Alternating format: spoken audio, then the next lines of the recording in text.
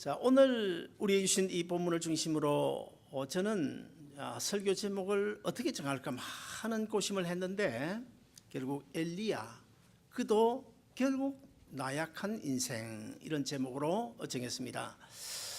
제가 어릴 적만 해도 스트레스란 말을 들어본 적이 없어요. 전혀 기억이 나지 않아요, 옛날에. 그런데 요즘에는 사실 여기저기서 스트레스란 말을 흔히 우리가 듣지 않습니까? 여러분, 이 스트레스가 왜 생기는 것입니까? 제가 이 설교를 준비하면서 저도 스트레스를 간혹 받는데 왜 스트레스를 받냐? 세 가지 이유가 있더라고요. 첫째 하나는 오늘 우리가 살아가는 이 시대에 정말 정치, 경제, 문화, 과학, 사회적인 그 구조가 너무너무 복잡해져 가지고 우리가 스트레스를 받아요. 그리고 두 번째는 치열한 생존 경쟁 때문에 삶이 너무 힘들어서 우리가 스트레스를 받고, 그리고 마지막 세 번째로는 옛날보다도 지금 이 인간관계가 너무 이렇게 삭막해졌잖아요. 사실 터놓고 말도 한마디 할 수 없는 이런 시대에 인간관계가 너무 삭막해졌기 때문에 사실 우리가 스트레스를 우리가 따져보면 먹고 사는 문제보다도 오히려 인간관계 속에서 더 많은 스트레스를 받는 것 같아요. 그래서 많은 사람들이 스트레스를 받아가지고 질병에 걸리기도 합니다. 이 스트레스 때문에 오는 질병이 55%에서 75% 정도 된다고 그래요. 그리고 이 스트레스 때문에 절망에 빠지는 사람들이 우리 주위에 얼마나 많은지 몰라요. 요 주례도 한국과 미국 동부에서 자살한 사람들 그 비하인드 스토리를 좀 제가 챙겨 보니까 먹고 사는 문제 뭐 이런 것도 있지만 사실은 스트레스를 너무 많이 받아가지고 동부에 있는 그 일가족 이번에 자살 사건 같은 경우에 보면 사실 너무 성실하고 너무 겸손하고 아주 그런 가장이었어요. 그런데 가족들도 모르게 남들이 다 모르는 그런 스트레스를 많이 받아가지고 결국 이제 그것으로 인해서 이런 참 큰 문제가 생기는 것을 우리가 주위에서 볼 수 있습니다. 오늘 본문의 주인공은 당연히 엘리야입니다. 엘리야가 어떤 사람입니까? 갈멜산 꼭대기에서 바알 선지자 아세라 선지 850명과 더불어서 기도의 대결을 승리하고 그 거짓 선지자들 기손 시내까지서 칼로 다 쳐 죽이는 정말 큰 이제 승리를 하는 그런 장본인이 바로 엘리야 아닙니까? 근데 그런 엘리야가 오늘 본문 다 읽지는 않았습니다만 본문을 계속 읽다 보면 너무너무 초라해요. 너무너무 초라해요. 자, 그런 엘리야가 왜 이런 모습을 하고 있을까? 왜 이렇게 나약한 모습을 하고 있을까? 저 멀리 브엘세바로 가서 브엘세바에다가 자기 사안을 거기에 두고 하룻길을 걸어서 강야 깊은 곳을 들어갑니다. 그리고는 한 로뎀 나무 아래에 가가지고 하나님 앞에 죽기를 구하는 하나님, 이제 됐습니다. 뭐 내가 살아봐야 뭐 하겠습니까? 이제 내 생명을 취하여 주옵소서. 죽기를 구하고 있는 그 모습. 자, 이런 모습들 보면 마치 꼭 하나님으로부터 버림받은 폐잔병 같은 그런 모습이라고 생각될 수 있고, 아니면은 주위 사람들로부터 배신을 당한 것 같이 너무너무 초라해 보입니다.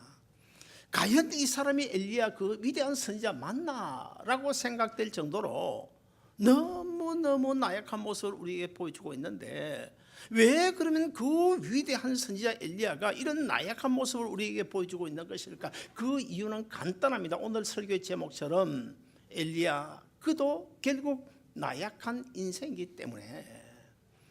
그러면 오늘 본문에서 엘리야가 나약한 그런 모습을 보일 수밖에 없는, 절망에 빠질 수밖에 없는 그 요인을 한 세 가지로 발견할 수 있는데, 첫째 하나는 엘리야가 자기가 가지고 있던 기대가 그만 산산조각나고 무너져 버렸기 때문에 지금 이런 실망에 빠진 거예요.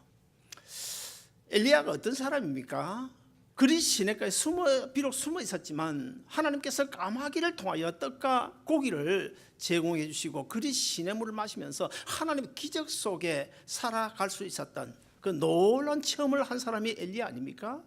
그리고 사렙다 과부의 집에서는 떡과 가루와 기름이 병에서 떨어지지 않는 그런 놀라운 기적을 일으킨 사람이고, 거기서 한 걸음 더 나아가서 그 가부의 아들, 죽은 가부의 아들을 살리는 정말 기적을 일으키는, 수없이 많은 기적을 일으킨 그 위대한 선지자 엘리야, 그런 사람이 어떻게 이런 모습을 보여주고 있을까?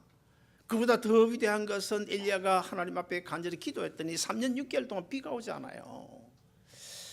그리고 또다시 하나님 앞에 기도했더니 3년 6개월 만에 비가, 장대비가 쏟아지는 이런 놀라운 기적을 일으킨 사람이 바로 엘리야인데, 그것뿐입니까? 오늘 본문 10절과 14절에 보시면 엘리야가 하나님 앞에서 얼마나 열정적인지, 얼마나 여호와 하나님을 위하여 열심히 일한 사람인지 이렇게 소개하고 있어요. 내가 만군의 여호와께 열심히 유별하오니, 유별하다, 다른 사람들과 같지 않다는 거예요. 그 정도로 하나님 앞에 열심히 하나님의 일을 감당했던 그 위대한 선지자, 그 선지자가 왜 이렇게 낙심에 빠진 것일까? 바로 엘리야가 기대했던 그 기대가 무너져 버렸기 때문에 지금 낙심에 빠진 것입니다. 엘리야는 갈멜산 기도의 대결에서 승리를 하고 850명의 거짓 선지자들 기손시내까지 칼로 다 죽인 다음 이제는 뭔가 기대가 생겼습니다.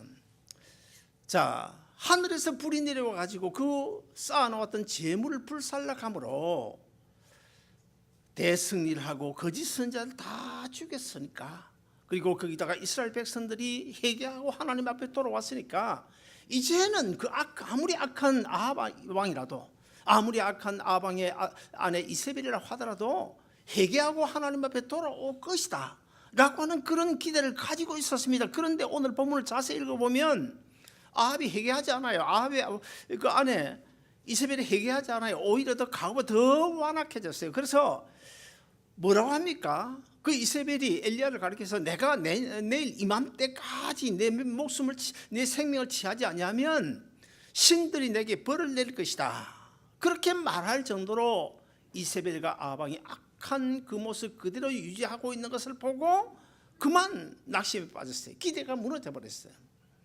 그래서 절망에 빠져 이제 하나님 앞에 죽기를 구하고 있는 것입니다. 우리는 흔히 그런 이야기를 하지 않습니까? 저는 참 이런 경우 많이 경험해 봤는데요.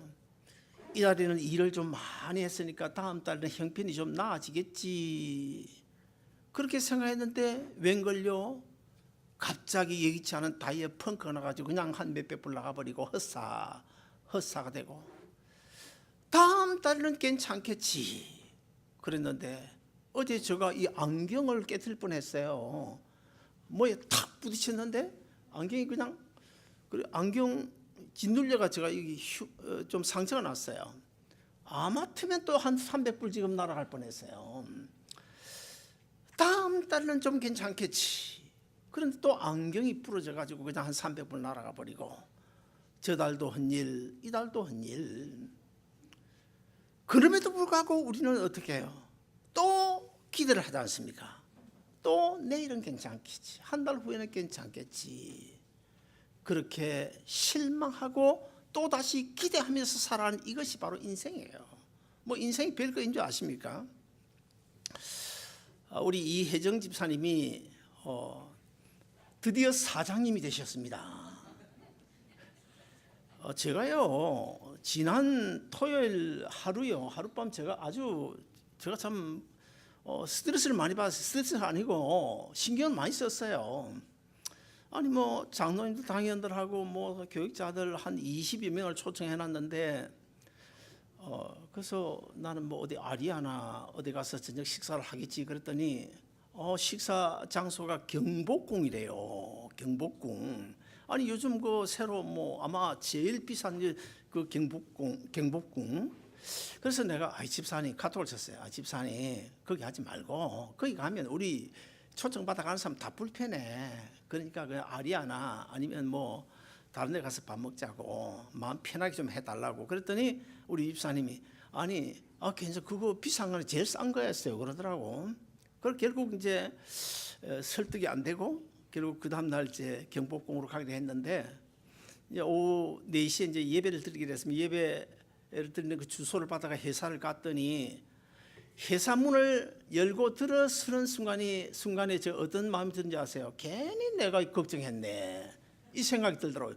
회사가 이 정도면 경복궁이 아니라 경복궁 할아버지라도 괜찮겠다 그런 생각이 들어가지고 괜히 하룻밤 내가. 그래서 저는 참 이 약점이 뭔지 아세요? 너무 헤아림, 남을 헤아리는 이것이 너무 지나쳐가지고 괜히 제가 생고생하는 경우가 많습니다. 아무튼 간에 종업원이 이 25명이 되는 미국에서 얼마나 커요. 사실은 4명 5명도 아니고 큰 기업의 사장이 되셨는데 어쩌면 여러분 가운데도 나는 언제 내 비즈니스 한번 해보지? 나는 언제 좋은 집에 한번 살아보지? 나는 언제 형편이 좀 풀릴까? 이런 문제 때문에 아마 속상해하실 분들이 계실지 모르겠어요. 그러나 여러분 절대로 속상해할 필요가 없습니다. 정말 내가 계획하고 기대하는 일들이 하나님의 뜻이라고 한다면 그 기대는 반드시 이루어질 것이고, 혹시라도 내가 생각하고 기대하고 계획하는 것이 하나님 뜻이 아니라면 내 인간적인 기대에 끝나겠지만 정말 하나님 뜻이라면 이루어질 것이기 때문입니다. 우리가 지난주일부터 기도하고 있는 이 교회 문제, 이 건물 문제도 하나님 뜻이 아니면 어쩔 수 없겠죠. 그러나 하나님의 뜻이라면 아무리 거기에 암초가 하나, 지금 암초가 하나 생겼어요. 그 암초가 하나 생겼지만 그 암초도 하나님이 제거해 주시면, 성령님이 제거해 주시면 그 뭐 문제가 됩니까? 그거 뭐 문제가 됩니까? 하나님 뜻이면 반드시 이루어질 줄로 믿습니다. 자, 그리고 두 번째, 엘리야가 나약한 모습을 보일 수밖에 없었던 이유, 임마누엘의 믿음이 없었기 때문입니다. 오늘 본문 3절에 보시면 엘리야가 자기 형편을 보고, 자, 엘리야가 자기 형편, 자기가 처한 그 형편을 어떻게 봤다는 것일까요? 내가 이러다가는 결국 이세벨의 칼에 맞아 죽지. 그 형편 봤다는 거예요. 지금 그런 처지 형편만 눈에 들어왔다는 것입니다. 그래서 걸어만 날 살리라 어디로 갑니까? 저 부엘세바 강약기로 들어가가지고 로뎀 나무 아래 가가지고는 이제 절망에 빠져서 하나님 앞에, 하나님 제발 나 좀 데려가 주세요 하고 기도하고 있는 거예요. 여러분, 인간적인 생각으로 보면 오늘 본문에서 이세벨의 칼에 맞아 죽을 수도 있어요. 그러나 하나님은 지난 날 엘리야에게 어떻게 함께 하셨습니까? 그리 시내가에서 함께 하셨습니다. 사렙다에서도 함께 하셨습니다. 갈멜산에서도 함께 하셨습니다. 그러면 지금까지 함께 하신 하나님께서 지금 이세벨의 칼에 맞아 죽도록 내버려 두시겠나? 임마누엘의 믿음이 있으면 절망하지 않을 텐데, 잠시 그 위대한 선지자도 결국 나약한 인생이기 때문에 그런 눈앞에 보이는 현실에 그냥 집착하고 말았던 것입니다. 저도 요즘 많은 생각을 해봅니다. 어려운 일이 간혹 없을 수는 없죠. 어려움이 있으면 저는 언제나 그렇게 생각합니다. 지난 날들을 되돌아보면서 지금까지 나와 함께 하신 하나님이 지금 이 문제에서 내가 결국 완전히 절망에 빠지도록 내버려 두시겠냐? 결코 그러지 않을 것이다. 이것이 뭐예요? 이것이 임마누엘 믿음입니다. 우리가 비즈니스에 실패하거나 어떤 중병에 걸렸을 때 왜 절망하는 것입니까? 눈앞에 보는 그 어려운 문제, 그 문제만 인간적인 눈, 육체적인 눈으로 보기 때문입니다. 그 문제 뒤에 하나님의 놀라운 뜻이 숨겨질 수 있는데, 그 숨겨져 있는 하나님의 뜻을 영의 눈, 믿음의 눈으로, 영의 귀로 듣지 못하고 지금 눈앞에 보이는 인간적인 눈에 보이는 그것만 가지고 생각하기 때문에 우리가 절망에 빠질 수밖에 없는 거예요. 사랑하는 여러분, 우리가 정말 하나님의 자녀라면 그렇지 않습니까?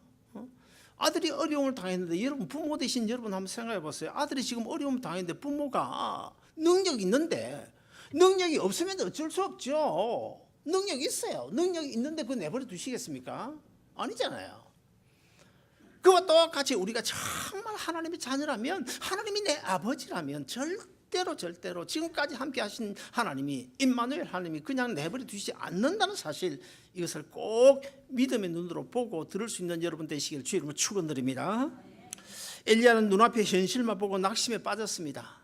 그래서 강약 깊은 곳으로 들어가서 로뎀나무 아래에서 죽기를 구하는데, 오늘 본문 4절 하반절에 보시면 여호와의 넉넉하오니 지금 내 생명을 취하옵소서. 나는 내 열조보다 낫지 못하나이다. 혹시 여러분 이런 기도 해보신 적이 있습니까? 하나님 이제 그만 나 좀 데려가세요. 몸이 너무 아파. 하는 일이 너무 안 돼. 그냥 이 밤에 하나님 조용히 데려갔으면 좋겠다. 저는 그 기도 한 번, 두 번 해본 게 아닙니다. 여러 번 해봤어요. 하나님 이제 더 이상 살고 싶지 않습니다. 제발 나 좀 데려가 주시기를 바랍니다. 여러분, 이것도 하나의 체험이라고 볼 수 있는데, 이런 체험 좋은 겁니까? 안 좋은 겁니까? 좋은 겁니다.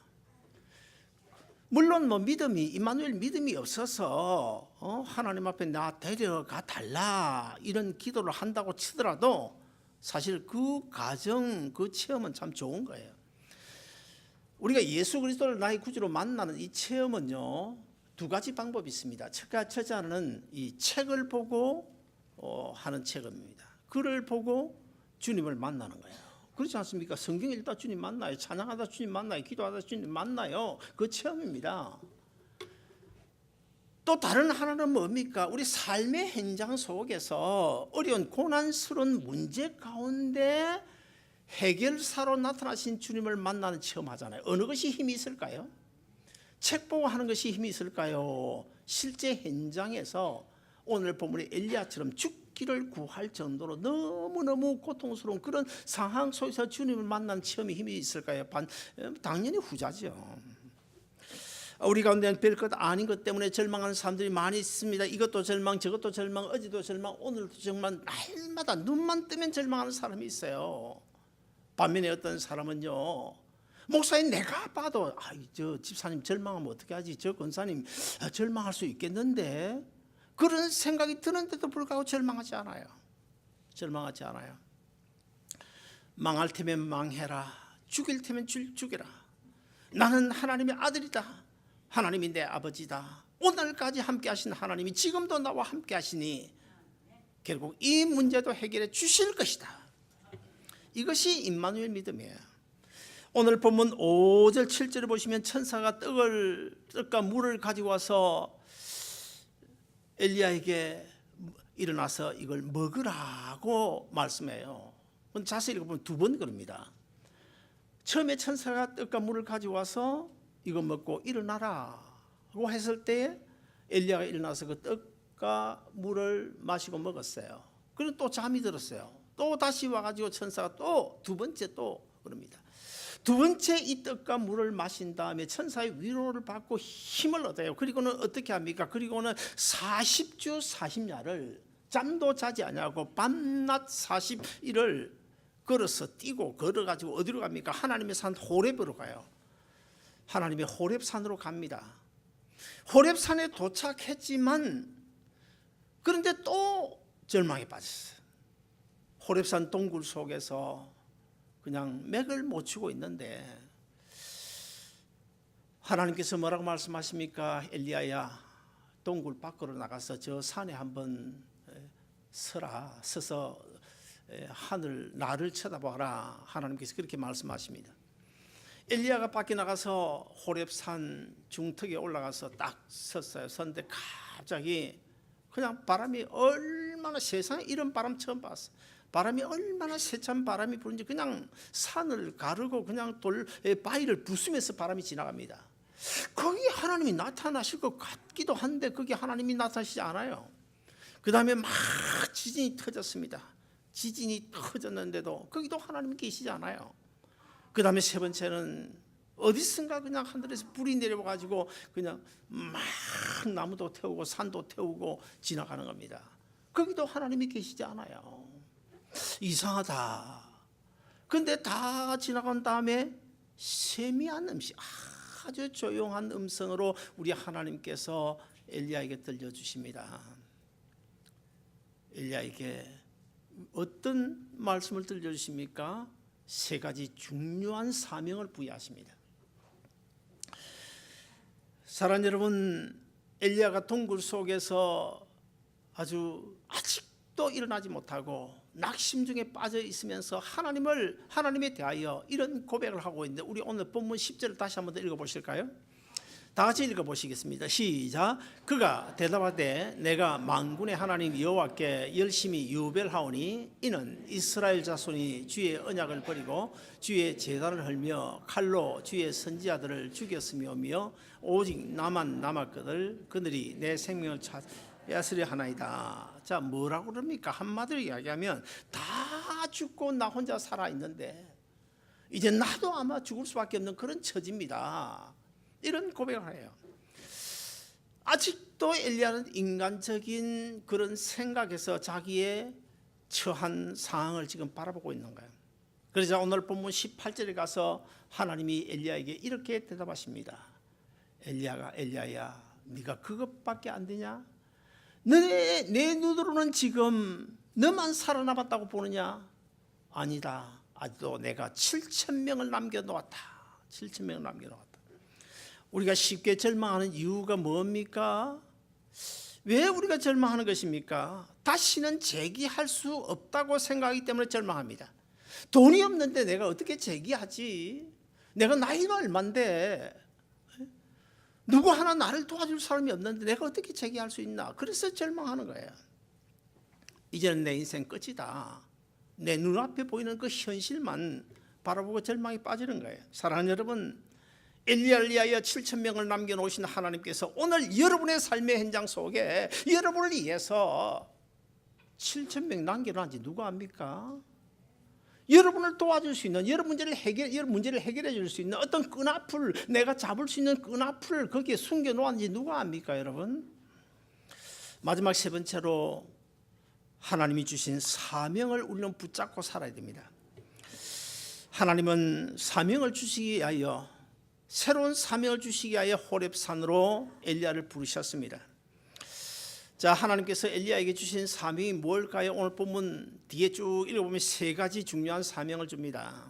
마지막으로 엘리야가 하나님 앞에서 감당해야 될 중요한 세 가지 사명, 하사엘에게 머리에 기름을 부어서 다메섹 왕으로 삼는 것, 그 다음에 두 번째는 예후의 머리에 기름을 부어서 이스라엘 왕으로 삼는 것, 그리고 마지막 세 번째는 이제 엘리야의 사역이 거의 끝났기 때문에 엘리야의 후계자가 될 엘리사에게 머리에 기름을 부어 선지로 삼는 이 세 가지 중요한 사명을 엘리야에게 주시기 위하여 그동안 나약한 그런 모습 속에서 절망하는 그런 과정을 통해서 하나님의 산 호렙산으로 와서 이제 다시 하나님을 만나고 하나님의 음성을 듣고 새로운 사명을 부여하게 하시는 이런 장면이 오늘 본문에 기록이 되어 있는데요. 전신을 쓰지 못하는 한 중풍병자가 있었습니다. 한 간호사가 이 중풍병자에게 맑은 공기를 쐬어주기 위하여 휠체어 태우고는 바닷가로 왔어요. 바닷가에서 이제 그 환자와 더불어서 이제 맑은 공기를 마시면서 이런저런 대화를 하고 간호하고 있다가 잠시 쉬는 시간을 이용해서 이 간호사가 날이 더우니까 바다에 가서 수영을 잠시 하게 됐습니다. 수영을 하는데 갑자기 그냥 찌가 나가지고 온 몸이 그냥 굳어버린 거예요. 꼼짝달싹을 할 수 없는 거예요. 그래서 물에 빠져 허우적거리면서 이 간호사가 소리를 칩니다. 비명을 칩니다. 사람 살려달라고 소리를 칩니다. 근데 주위에 아무도 없어요. 중풍병에 걸려서 휠체어 타고 있는 그 환자 외에는 아무도 없어요. 계속해서 이 간호사가 사람 살리라고 비명을 지르자 놀라운 일이 벌어졌습니다. 휠체어 앉아있던 그 중풍병자가 갑자기 일어나더니 그냥 바다로 뛰어가가지고 그 간호사를 구해주는 거예요. 어떻게 그런 일이 일어날 수 있었을까요?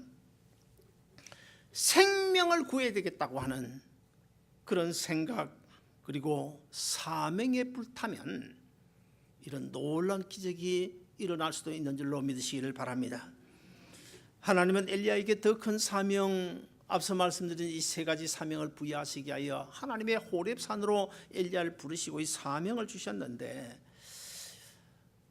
오늘 이 시간 저와 여러분에게도 우리 하나님이 주신 사명이 있고 이미 주신 사명이 있는가 하면 앞으로를 위해서 우리에게 주실 사명도 있습니다. 언제나 우리는 하나님께 하나님이 나에게 어떤 사명을 주실지 귀를 기울여야 돼요. 귀를 기울여야 돼요. 영의 눈을 뜨고 하나님을 바라봐야 됩니다. 저는 이 생각을 했습니다. 어젯밤에 하나님께서 이제 30년 다 돼가네요. 이제 9월 21일이면 제가 미국 온 지 30년입니다. 9월 21일이. 자, 30년 전에 나를 미국에 오게 하신 하나님. 제가 언젠가 말씀드렸잖아요. 우리 어머니가 나를 아무리 뭐 서원기도하고 뭐 목사 만들겠다고 해도 나는 그 길 안 갔거든요. 그런데 내가 굉장히 비즈니스가 잘 됐으면 나는 목사할 사람이 아니에요. 미국 올 사람도 아니고요. 그런 나를 나보다 우리 어머니보다 우리 하나님이 더 잘 아시잖아요. 그래서 하나님, 이놈은 안 되겠구나. 가만히 놔놓으면 안 되겠구나. 절대로 안 되겠구나. 그러니까 사업도 실패하게 하시고 결국 이제 넓은 미국 땅으로 한번 가보자. 그래서 특허권 18장 손에 쥐고 돈 1000불 들고 미국에 이제 달랑 오게 됐는데 저는 몰랐어요. 한참 뒤에 생각해 보니까 바로 그런 어려운 가정 속에 하나님의 놀라운 뜻이 있었더라고요. 놀라운 뜻이. 그런 힘들고 어려운 가정을 통하여 나를 미국에 보내셨고 나를 목사되게 하셨고 나로 하여금 천국 복음을 전하게 하신 그 이유가 있었구나. 한참 뒤에 깨달았습니다. 사랑하는 여러분 혹시 감당할 수 없는 어려운 문제 앞에서 이젠 희망이 없다고 좌절을 하지는 않습니까? 절망에 빠지지는 않습니까? 오늘 본문의 엘리야처럼 부엘세바 저 하루길 들은 강약길 들어가서 로뎀 나무 아래 앉아서 죽기를 구하고 싶은 그런 생각이 혹시 들지는 않습니까? 그렇다면 여러분 로뎀 나무 밑으로 가지 말고 십자가 밑으로 나오시기를 바랍니다. 십자가 밑에 나오셔서 전능하신 그분 하나님께 기도하고 그러면 지금도 여전히 살아계셔서 엘리야에게 함께 하시던 그 하나님이 여러분에게도 함께 주실 것이고 언제나 우리를 사랑하시고 우리를 도우시고 우리를 지켜보고 계시는 그 하나님이 여러분의 남은 인생길도 반드시 책임져 주시고 그 어떤 문제도 해결해 주실 줄로 믿고 끝까지 믿음으로 승리하는 여러분 모두 되시기를 주의 이름으로 축원드립니다.